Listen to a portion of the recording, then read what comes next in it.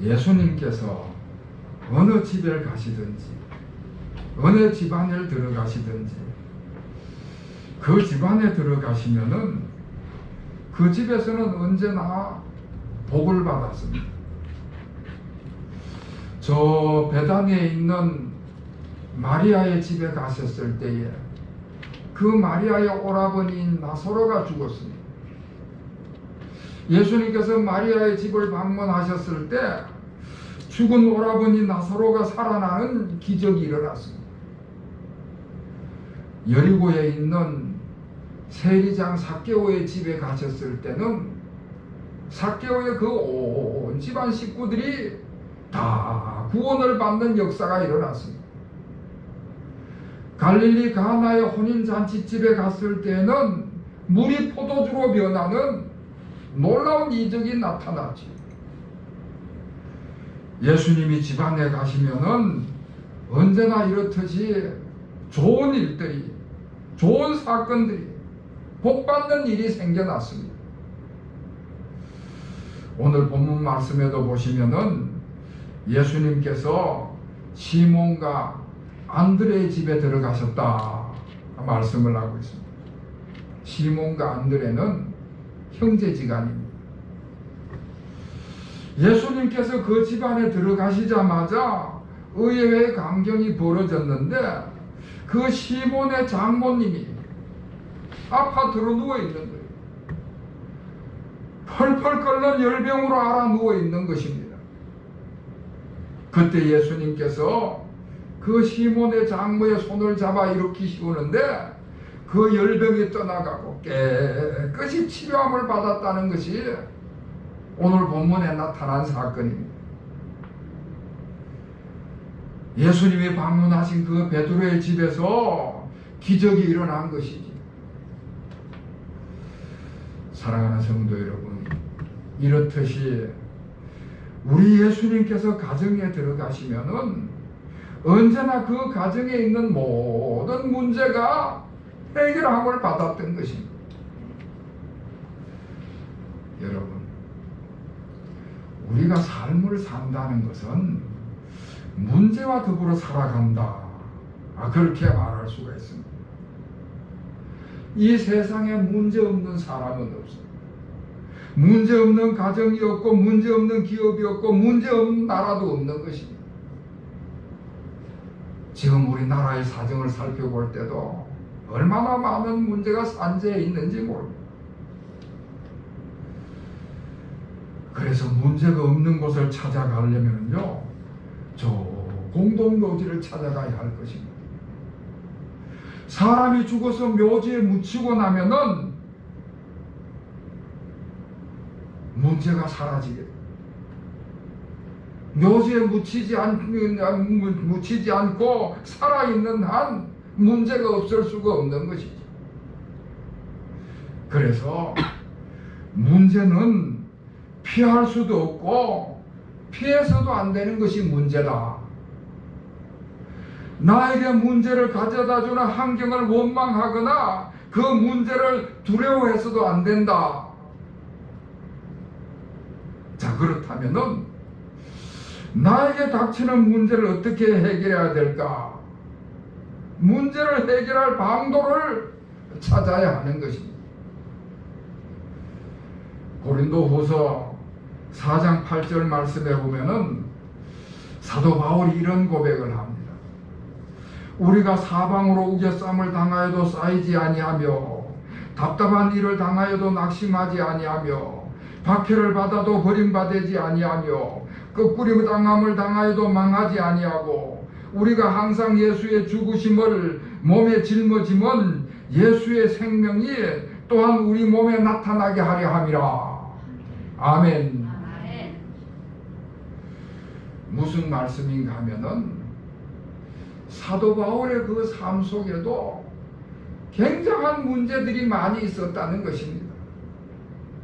사방으로 우겨쌈을 당하기도 하고 답답한 문제로 인하여 고통을 당하기도 하고 박해를 받아서 죽음의 자리에까지 가기도 했다는 것입니다.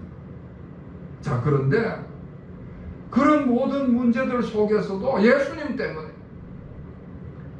문제 해결자 되신 예수님을 모시고 있었기 때문에 그 모든 문제로부터 다 해방감을 받았다는 이야기입니다. 여러분, 세상에서 가장 불행한 사람은 문제가 많은 사람이기 때문에 불행한 것이 아니라 그 문제를 해결하지 못할 때, 그 문제에 파묻혀서 삶을 살아갈 때, 그래서 그 문제로 인해서 고통을 당하는 사람은 불행한 사람인 것입니다. 그러나 아무리 문제가 많다 하더라도 그 문제를 하나하나 해결해 나가는 사람은 결코 불행하다고 말할 수가 없는 것이죠. 자, 그런데 문제는 자기 스스로 그 모든 문제를 해결할 수 있는 사람은 이 세상에 없다는 이야기입니다. 인간은 누구든지 다 죄인이기 때문에 죽음의 문제를 해결할 수가 없습니다. 인간은 누구나 다 유한한 힘을 가지고 있기 때문에 누구도 자기 문제를 완벽하게 해결할 사람은 세상에 없는 것입니다. 그래서 우리 주님께서 우리에게 요구를 하시고 말씀을 하시는 것입니다. 수고하고 무거운 짐진 자들아, 다 내게로 오라. 내가 너희를 쉬게 하리라. 할렐루야. 죄인된 인간들에게 죄로 말미암아 죽을 수밖에 없고 스스로 해결할 수 없는 문제들을 우리 주님께서 다 가지고 주님 앞으로 나오라고 요구를 하시고 명령을 하시는 것입니다. 우리 예수 믿는 사람들의 행복이 어디 있는가? 우리 예수 믿는 사람들에게 문제가 없어서 해결한 행복한 삶이 아니고, 우리 믿는 자들도 다 세상 사람과 마찬가지로 늘 문제는 수시로 우리에게 부딪혀 오는 것입니다. 그러나 우리에게 문제 해결자 되시는 주님이 함께 계시다는 이 사실 때문에, 문제 해결자 되시는 주님을 모시고 살아간다는 이 사실 때문에 세상 사람과 같지 않게 행복한 자인 줄로 믿으시기를 주의 이름으로 축원합니다. 열왕기하 6장에 보면은 아람 나라 군대가 한밤중에 엘리사가 있는 도단성을 빼곡히 포위한 그런 장면의 이야기가 나옵니다. 아람 군대가 하나님의 사람 엘리사 선지자를 죽이겠다고 작정하고 나선 것입니다. 엘리사 선지자로 인해서 전쟁만 하면 아람 군대가 패배를 하니까 어떻게 해서든지 하나님의 사람 엘리사 선지자를 죽이겠다고 그 밤에 엘리사 선지자가 묵고 있는 그 도단성을 빼곡히 포위를 했습니다. 꼼짝없이 도간에 든 쥐꼴이 된 것이죠. 꼼짝없이 죽음의 위협을 당하게 된 것입니다. 그런데 그 한밤중에 엘리사의 종 게하시가 소변이 마려워서 바깥에 나왔다가 그 광경을 목격을 하게 된 것입니다. 아람 나라 군대가 엘리사 선지자가 묵고 있는 그 도단성을 빼곡히 둘러싼 모습을 보고는 혼비백산해서 소변을 보는 둥 마는 둥 지방으로 쫓아 들어가서는 주여 주여 우리가 죽게 되었나이다 하고 호들갑을 떠는 것입니다. 그럴 때 그 소식을 듣고도 엘리사 선지자가 조금도 요동하지 않고 담담한 것입니다. 열왕기하 6장 16절 말씀에 보면은 두려워하지 말라. 우리와 함께한 자가 그들과 함께한 자보다 많으니라. 그리고 기도하여 가로되 여호와여 원컨대 저의 눈을 열어서 보게 하옵소서 하니 여호와께서 그 사안의 눈을 여심해 저가 보니 불말과 불병거가 산에 가득하여 엘리사를 둘렀더라. 할렐루야.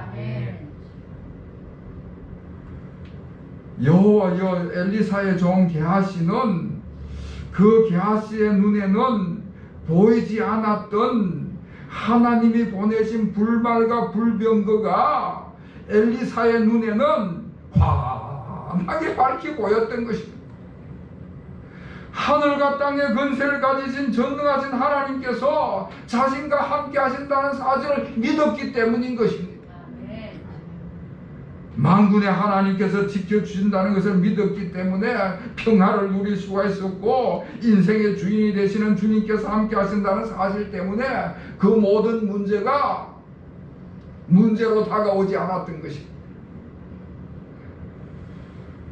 사랑하는 성도 여러분, 예수님께서 우리 집안에 들어오시면은 어떤 일이 일어나는가?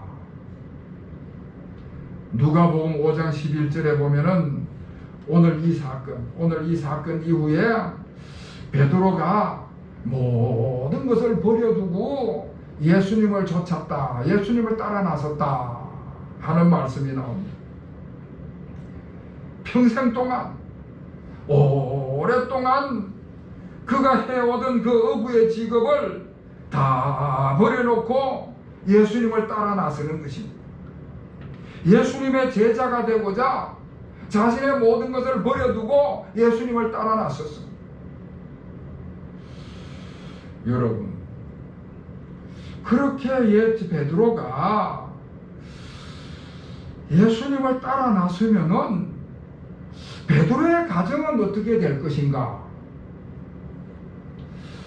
그 가정의 가장이 베드로인데, 그 가정의 가장인 베드로가 그렇게 예수님을 따라 나서면은 그 가정의 생계는 누구가 책임을 지게 될 것인가?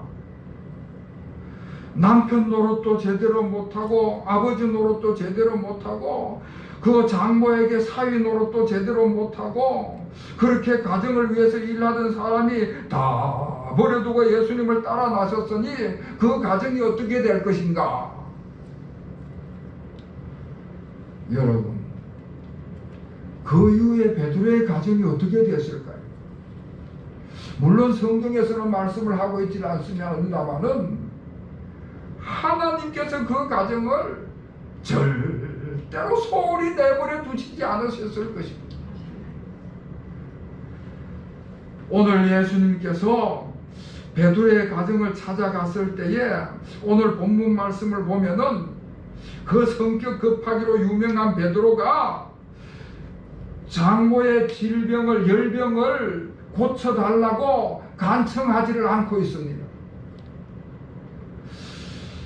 장모의 질병을 고쳐달라고 초조해하지도 않고 간청하지도 않고, 우리가 잘 알다시피 베드로가 성격이 급하기로 유명한 사람인데 그 성격 급한 사람이 오늘 본문 말씀에서는 굉장히 점잖은 모습을 보여주고 있습니다. 지금 장모가 열병으로 인하여서 몹시 아파하고 죽음의 문턱까지 가다가 있는데 베드로는 가만히 있고 오히려 주변의 다른 사람들이 예수님께 여쭤왔다. 주변의 다른 사람들이 예수님께 지금 이 집안에 문제가 있다는 것을 알려줬다는 이야기입니다. 그러면은 베드로는 왜 어떻게 그렇게 편안할 수가 있었을까?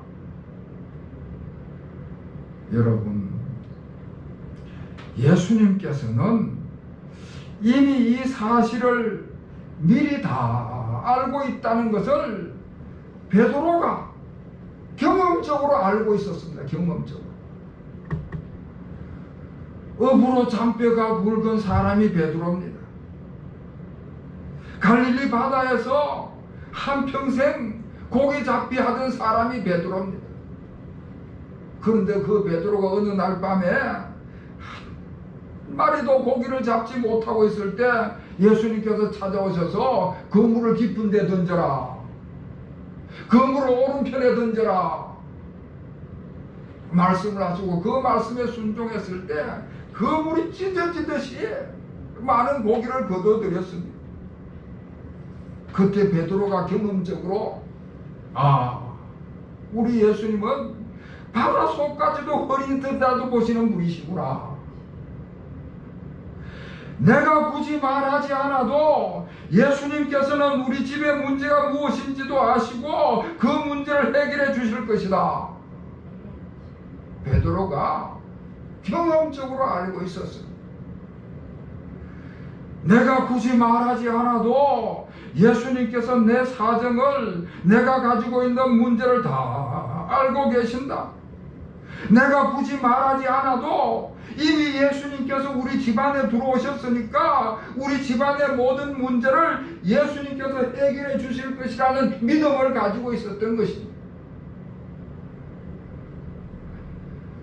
이렇듯이 예수님이 집안에 들어오시면은 예수님의 사랑을 체험하게 되는 것입니다. 예수님의 인격을 체험하게 되는 것입니다. 예수님과 인격적인 관계가 온전히 이루어지게 되는 줄로 믿습니다. 오늘 본문에 예수님께서 그 장모의 병을 고쳐주시는데 예수님께서 나아가사 손을 잡아 일으키셨다 말씀을 하는데, 그 손을 잡아 일으켰다라는 그 헬라어 단어가 크라테사스라고 하는 단어인데, 그 단어는 손을 가만히 잡는 것이, 부드럽게 잡는 것이 아니라 아주 강하게 확 움켜 잡는다는 뜻을 가지고 있습니다. 그 당시에는 남자가 여자의 몸에 함부로 손을 댈 수 없던 그런 시절입니다. 지금도 중동의 저 이슬람 사회에서는 여자들이 얼굴을 가려야 되고 남성들과 함께 할 수가 없습니다. 그런데 예수님께서 베드로의 장모에게 손을 대십니다. 손을 대실 뿐만 아니라 아주 강하게 움켜잡고 이렇게 세우시는 것입니다. 무슨 뜻인가 하면은, 지금 이 장모가 중한 열병으로 인해서 정신이 오락가락하니까 예수님이 누구신지 베드로가 누구인지 알아볼 수가 없는 것입니다. 그래서 예수님께서 그 접촉을 통해서 믿음을 주시는 것입니다. 접촉을 통해서 인격적인 관계를 이루시는 것입니다. 정신이 혼미한 사람에게 손을 대므로 이 사람에게 지금 누군가가 나를 만지고 있구나, 지금 나에게 접촉해 오시는 이분이 예수님이시구나, 그리고 그 마음속에 예수님과의 인격적인 교제를 이루도록 하시는 것입니다. 다시 말씀드려서 우리 예수님께서는 우리의 필요에 따라서 응답을 달리 하시는 것입니다. 믿음이 약한 사람에게는 약한 대로, 믿음이 강한 사람들은 강한 대로 응답을 하시는 것입니다. 그래서 어떨 때는요, 우리 주님께서 우리의 이해를 요구하시기도 하시고요, 우리를 생각하게 하시기도 하시고요, 우리 스스로 판단할 수 있는 기회를 부여하시기도 하시는 것입니다. 예수님이 우리 집에 찾아오시면은 우리로 하여금 자유를 얻도록, 진정한 자유를 얻게 하신다. 오늘 말씀 31절에 보면은 열병이 떠났다 그렇게 표현을 하고 있고, 누가복음 4장에서는 중한 열병에 붙들려 있었다. 누가복음 4장에도 같은 이야기가 나오기 때문에 두 가지를 같이 말씀을 드리는데, 누가복음에서는 중한 열병에 붙들려 있다가 예수님의 치유 사역이 일어나면서 그 열병이 떠났다 그렇게 표현을 하고 있습니다. 그러니까 다시 말하면은 사람이 병에 든 것이 아니라 병이 사람을 붙들고 있었다는 이야기입니다. 병의 노예가 되어 있었다. 병의 노예가 되어서 붙들려 있는 것을 예수님께서 풀어주심으로 자유하게 하신 것입니다. 본래 우리 사람은 자유하고 싶고 마음대로 활동하고 싶은데 원치 않은 병에 붙들려 가지고 자유롭지 못하고 마음대로 활동하지 못했는데 예수님께서 치유의 사역을 하심으로 우리를 자유케 하신 것입니다. 할렐루야. 아멘. 마지막으로 오늘 이 사건의 하이라이트는 수종드니라 하는 말씀입니다. 열병으로 누워있던 사람이 벌떡 일어나서 깨끗한 몸을 가지고 예수님께 수종을 들었다. 여러분, 우리가 겪어봐서 알지만은 심한 열병을 앓고 나면요, 그 후유증이 여러 날을 가게 됩니다. 금방 일어나서 그렇게 수종들 수가 없어요. 그렇게 수종들었다고 하는 것은 완벽한 치료가, 완전한 치료가 이루어지고 완벽한 건강이, 완전한 건강이 회복되었다는 것을 말씀해 주고 있습니다. 더구나 예수님께 수종을 들었다는 것은 예수님을 믿는 믿음이 생겨났다고 하는 말씀입니다. 어느 가정이든지 그 가정에 환자가 한 사람이 생기면은 모든 일이 그 환자 중심으로 돌아가게 되어 있습니다. 온통 환자에게 마음을 쓰게 되고 환자 때문에 근심에 매이게 되고 모든 일이 제대로 돌아가기가 어렵습니다. 그런데 오늘 예수님께서 그 베드로의 가정에 오셔서 그 가정의 가장 큰 걱정거리인 장모의 열병을 물리치시고 해결해 주셨습니다. 그 가정의 모든 문제는 예수님이 해결해 주실 것이라는 믿음을 심어주신 것입니다. 다시 말해서 예수님께서 그 가정의 주인이 되셨다 하는 말씀입니다. 그리고 나서 예수님께서 베드로에게 하신 말씀이 너는 나를 따르라. 그랬을 때 베드로가 모든 것을 버려두고 예수님을 따랐다고 말씀합니다. 만약에 그 가정의 문제가 그대로 남아있는데 베드로 보고 나를 따르라 하면은 베드로의 마음이 어땠겠습니까? 모든 문제를 다 해결해 주시고 그 가정의 주인은 주님이라는 사실을 안겨주시고 그리고 베드로에게 나를 따르라 말씀을 하신 것입니다. 오늘날도 마찬가지입니다. 우리 주님께서 나를 따르라 우리에게 말씀하실 때에 우리가 예수님을 믿고 예수님을 따르면은 가정의 문제는 우리 주님이 책임져 주실 줄로 믿습니다. 아멘. 우리 주님이 해결해 주시고 우리 주님이 돌봐주신다는 말씀이죠. 아멘. 사랑하는 성도 여러분, 오늘 이 말씀의 사건 속에서 우리의 가정을 찾아오시는 주님을 만나시고 우리 모든 교우들의 가정에도 어떤 문제이든지 우리 주님께서 친히 해결해 주시기를 다시 한번 우리 주님의 이름으로 축원합니다. 아멘. 기도하겠습니다. 하나님 아버지, 저희들의 가정을 찾아오시고 저희들의 가정의 주인이 되심을 감사드립니다. 문제가 많은 세상 속에서 문제를 해결하지 못하여 고통 속에 살아가는 것이 아니라 문제 해결자 되신 예수님을 모셨기 때문에 모든 문제를 해결해 나갈 수 있도록 은혜 베푸심을 감사를 드립니다. 주님의 능력 안에서 주님의 사랑을 체험하게 하시고 주님으로부터 임하시는 참된 자유를 누리며 한평생 우리 대언의 모든 가족들이 이 땅에서 승리하는 삶을 살아가게 하여 주시옵소서. 예수 그리스도의 이름으로 간절히 기도하옵나이다. 아멘.